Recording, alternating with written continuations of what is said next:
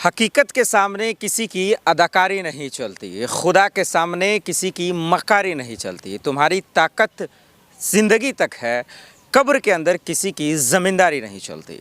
ये बात इसलिए मैं कह रहा हूँ कि ज़रा सा स्क्रीन पर देखिए, इस तस्वीर को देखिए और इस तस्वीर को देखने के बाद थोड़ा सा रुकिए और ठहरिए और पूछिए कि ये मामला क्या है। उसके बाद दरअसल जो है इस मामले को उसका कौन रहा है और उसके बाद ये पूरा मामला समझने के बाद ये समझिए कि इसका ज़िम्मेदार कौन है और इस पूरे मामले से आखिर में ये समझिएगा कि सबक क्या है, सीख क्या है, ताकि किसी भी पंचायत में इस तरीके की गलती ना हो।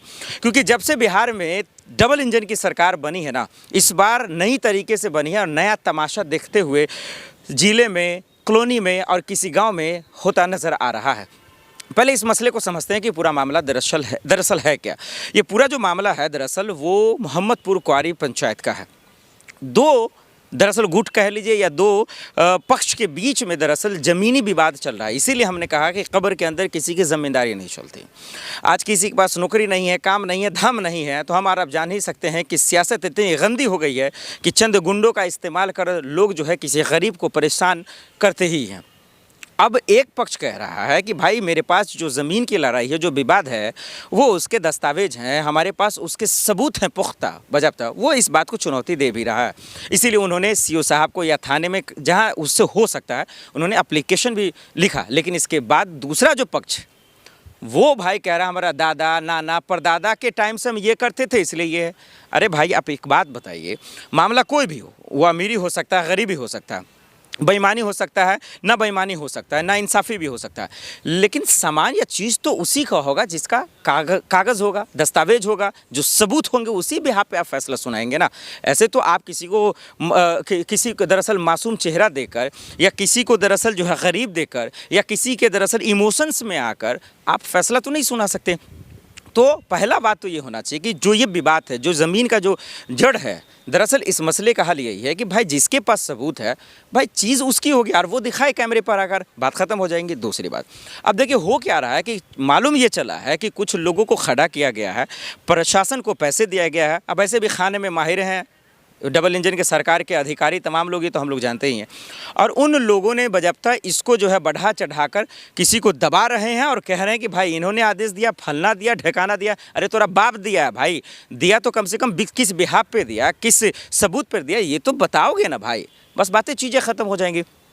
तो ये चीज़ आपने पूरा मामला दर्शकों को समझ लिया। अब मामला ये है कि भाई अब इसके इंसाफ के लिए किसको पकड़ा जाएगा। जिस समाज में जो ज़मींदार लोग हैं या जिन्हें चुना जाता है अपने समस्याओं को हल करने के लिए, उसे पकड़ा जाएगा। सब दुम दबाकर घर पर बैठे हुए हैं, कोई भी इस मसले को देखना नहीं चाहता।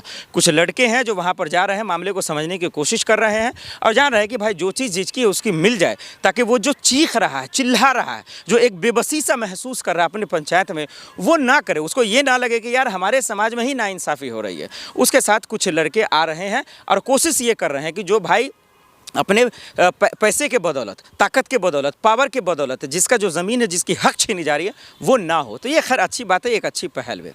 अब दूसरी बात, इसे ये सबक सीखिए आप कि भाई जब किसी समाज में मुखिया को, सरपंच साहब को, विधायक को, मंत्री को इसीलिए तो चुना जाता है ना कि समाज में अगर कोई लड़ाई झगड़ा हो या कोई विवाद हुआ है बड़े लेवल पर, किसी का कोई हक छीना जा रहा है, तो पंचायत हो और उसके मसले का हल दे दिया जाए, हल निकाल दिया जाए। ये सबक होता है। लेकिन हम और आप देख रहे हैं ये चीज़ नहीं होता। कुछ जो एक घटिया लेवल के किस्म के लोग भी हैं जो वहाँ पर जाते हैं और चंद मिनटों का वीडियो लेकर आप फेसबुक पर डाल देते हैं। अरे बेवकूफ़ और मूर्ख आदमी, जब जाओ तो कम से कम, और उस पर हेडलाइन में क्या लिख रहे हैं, हिंदू मुसलमान होने की संभावना है। ऐसे लोगों को कनपट्टा में जो है ना तबराक मारने की ज़रूरत है, जो हमारे बिहार में आज तक नहीं हुआ, जो हमारे पंचायत में नहीं हुआ लगभग। अब उसको तुम कराने की कोशिश करोगे, हिंदू मुसलमान होने की संभावना है। इन मूर्खों से ज़रा सा ये पूछिए कि क्या तुम्हारा नाना या दादा करवाने वाला वहाँ पे हिंदू मुसलमान? दो पक्ष है, अगर कोई उसको ये दावा ठोक रहा है कि भाई वो ज़मीन हमारी है, तो सबूत लो, उन दोनों को पकड़ो, कैमरे पर बोल दो कि आप अपना सबूत दिखाइए, आप अपना सबूत दिखाइए। और समाज से कुछ बड़े लोगों को जो पढ़े लिखे हैं, जो समझ सकते हैं, जो कागज़ को समझकर और लोगों को समझा सकते हैं, उनको लाकर आप ये बातें बताइए। बातें वहाँ ख़त्म हो जाएंगी। तो हेडलाइन में लेकर हिंदू मुसलमान होने की संभावना है। ऐसे लोगों को समाज से भगाइए, ऐसे लोगों को इन लोगों से बचिए। ये लोग सिर्फ और सिर्फ थोड़ा सा व्यूज़ के चक्कर में हमारे समाज को बांटने के काम कर रहे हैं। और एक सवाल ये भी है कि जो हमने कहा था, पूरा मामला समझने के बाद सबक ये है, सीख ये है कि पंचायत के उन लोगों को ही चुनिए जो गरीबी, अमीरी और बचने की कोशिश ना करे। कोई भी मामला हो, अगर कहीं से सीओ आ रहा है, पुलिस आ रहा है, प्रशासन आ रहा है, तो वो डर और पैनिक माहौल क्रिएट ना कर, बजाबता वो बोले हम आपके साथ हैं, जो होगा सही होगा। आपके पास सबूत है, आपके पास कागज़ है, तो फिर डरने घबराने की क्या ज़रूरत है। इंसाफ भी मिलेगा और मसले का हल भी होगा। या फिर ये बोलेंगे कि भाई उन्होंने पैसा लिया, उन्होंने खिलाकर आपको डरा रहा है, एफआईआर दर्ज कराने की जो है आइडिया दे, दिमाग दे, आपको बरगलाए, गोल गोल गोल गोल घुमाए। ऐसे लोगों से बचिए। जब भी चुनाव हो, आज हो, कल हो, या फिर 100 साल बाद हो, 5 साल बाद हो, जब इतना बार भी होता हो, तो जब प्रतिनिधि का चयन करें, उम्मीदवारों का चयन करें, तो इस बात को लेकर ही करें। इसलिए ना करें कि फलना बाबू ठीक है तो फलना बाबू ठीक है।